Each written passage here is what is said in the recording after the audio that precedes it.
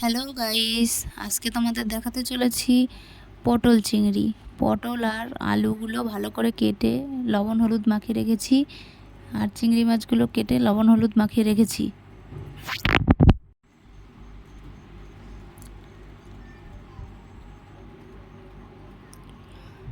তারপর পেঁয়াজ, আদা, রসুন, শুকনো লঙ্কা, জিরে পেস্ট করে নিয়েছি। কড়াই বসিয়ে দিয়েছি। কড়াই গরম হয়ে গেলে পরিমাপ মতন তেল দিয়ে দেব। তেল গরম হয়ে গেলে আগে থেকে কেটে রাখা আলুগুলো দিয়ে দেব। আলুগুলো লাল লাল করে ভেজে নেব।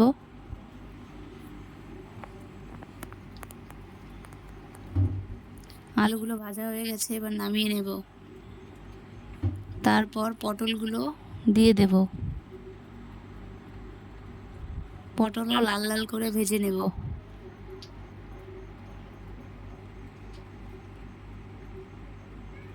পটল ভাজা হয়ে গেছে, এবার নামিয়ে নেব।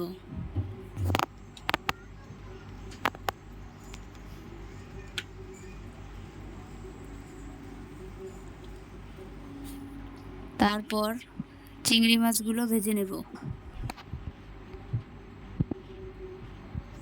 তারপর তেলে শুকনো লঙ্কা, জিরে ফোড়ন দিয়ে দেব।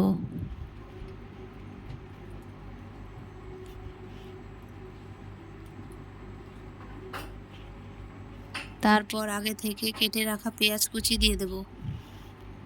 পেঁয়াজ ভাজা হয়ে গেলে আগে থেকে পেস্ট করে রাখা মশলা দিয়ে দেব। মশলা দিয়ে ভালো করে কষিয়ে নেব। পরিমাপ মতন লবণ দেব।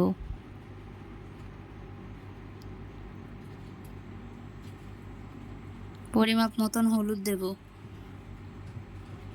কিছুক্ষণ ভেজে নেব। তারপর স্বাদ মতো চিনি দেব। চিনি দিয়ে কিছুক্ষণ কষিয়ে নেব।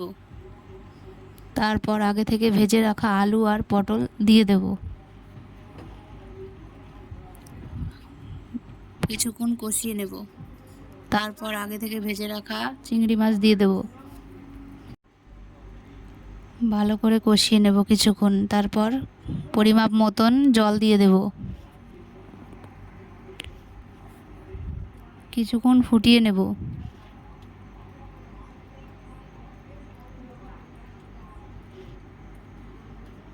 জলটা শুকিয়ে গেলে একটু গরম মশলা দিয়ে নামিয়ে দেব।